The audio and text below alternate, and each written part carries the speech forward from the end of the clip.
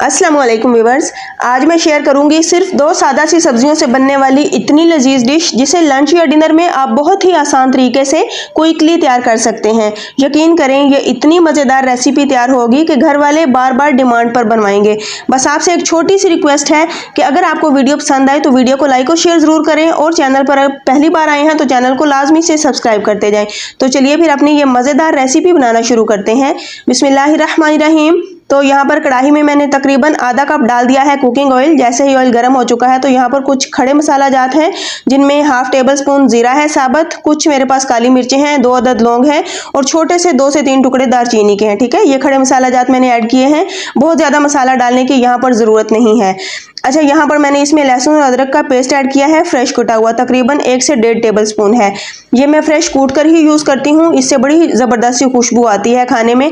तो इसीलिए हमने इसको तकरीबन 1 मिनट तक भून लिया है। जैसे ही इसकी कच्ची स्मेल ख़त्म हो गई है तो एक टमाटर जिसे मैंने क्यूब्स में काट कर, और तकरीबन 3 से 4 अदद हरी मिर्चें ये भी मैंने काट कर ही इसके अंदर डाल दी हैं। आप चाहें तो इनकी पेस्ट भी बनाकर डाल सकते हैं।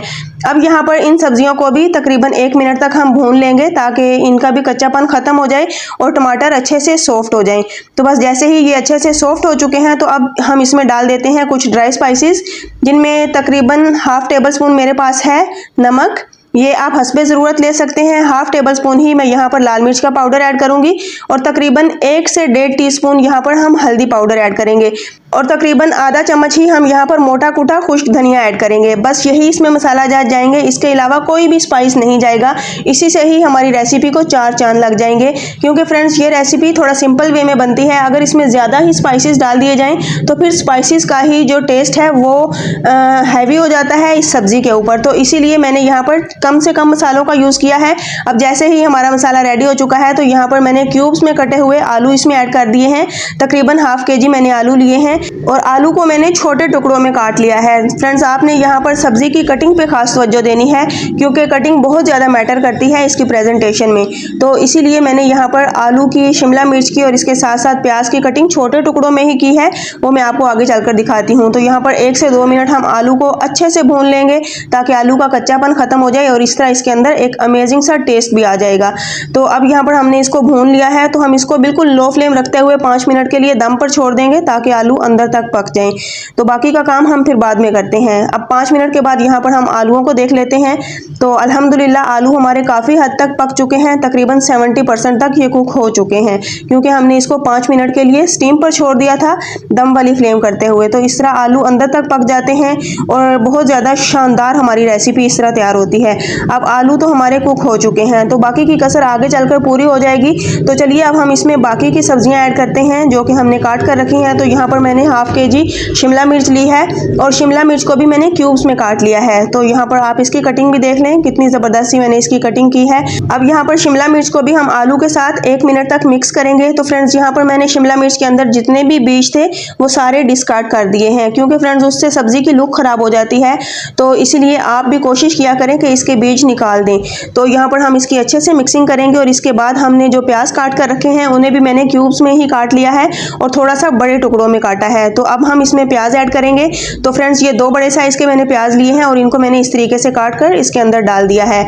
तो फ्रेंड्स, कुछ सब्जियां ऐसी होती हैं जिनको एक ख़ास वे में अगर ना बनाया जाए तो वो या तो बहुत ज़्यादा कुक हो जाती हैं, यानी कि उनका हलवा बन जाता है, या फिर वो कच्ची रह जाती हैं। लेकिन अगर आप चाहते हैं कि शिमला मिर्च बिल्कुल क्रंच के साथ तैयार हो तो फिर आपने मेरी इस रेसिपी को फॉलो करके एक बार ये सब्ज़ी ज़रूर ट्राई करनी है। इंशाल्लाह आपको बहुत ज़्यादा पसंद आने वाली है। अब आलू, शिमला मिर्च और प्याज को हमने अच्छे से मिक्स कर लिया है। तो फ्रेंड्स, तकरीबन 2 मिनट तक मैंने इसको इसी तरह चलाते हुए भून लिया है। अब हम इसको ऊपर से बंद कर देंगे और फ्लेम मीडियम टू लो कर देंगे।